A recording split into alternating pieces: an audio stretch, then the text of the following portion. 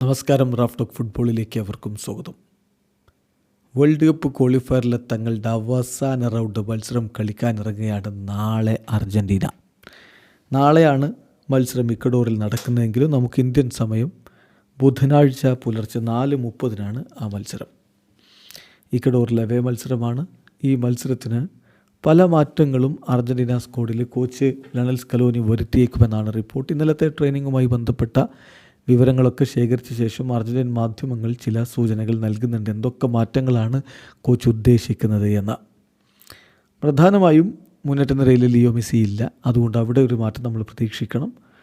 അതുപോലെ തന്നെ ശ്രദ്ധിക്കേണ്ട ഒരു കാര്യം, ഇപ്പം ഡിഫൻസിൽ ക്യൂട്ടി റൊമേറോ ഇല്ല, അദ്ദേഹത്തിന് സസ്പെൻഷനാണ്.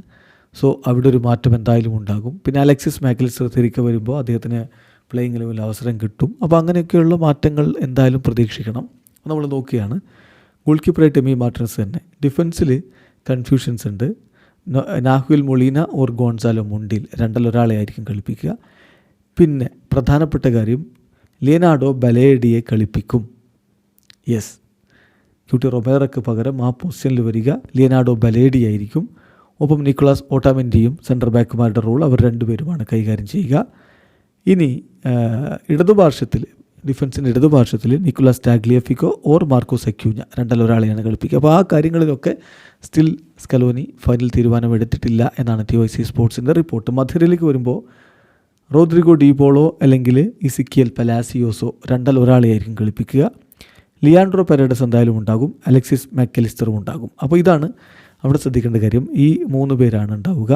അതിൽ ഡീപോൾ ഓർ ഇസിക്കിയൽ പലാസിയോസ്, അതാണ് കൺഫ്യൂഷനുള്ളൂ. മുന്നേറ്റത്തിൽ മസ്റ്റൻഡൂനോ കഴിഞ്ഞ കളി കളിച്ചിട്ടുണ്ടായിരുന്നല്ലോ. മസ്റ്റൻഡൂനോയെ പുറത്തിരുത്തി നിക്കോ പാസിനെ കളിപ്പിക്കും, സ്റ്റാർട്ട് ചെയ്യിക്കുമെന്നാണ് TYC സ്പോർട്സിൻ്റെ റിപ്പോർട്ട്.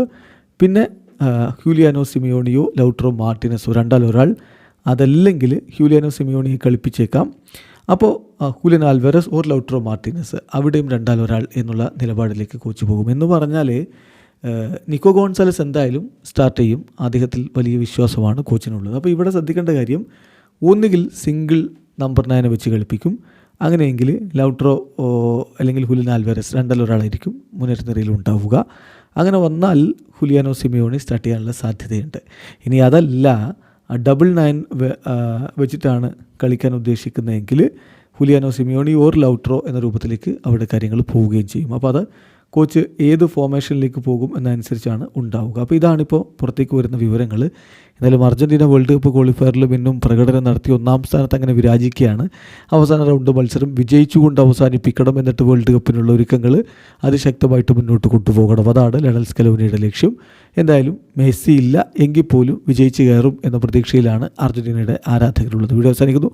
ഫുട്ബോൾ ലോകത്തെ കൂടുതൽ വിശേഷങ്ങളുമായി റാഫ് ടോക്സ് വീണ്ടും എത്താം.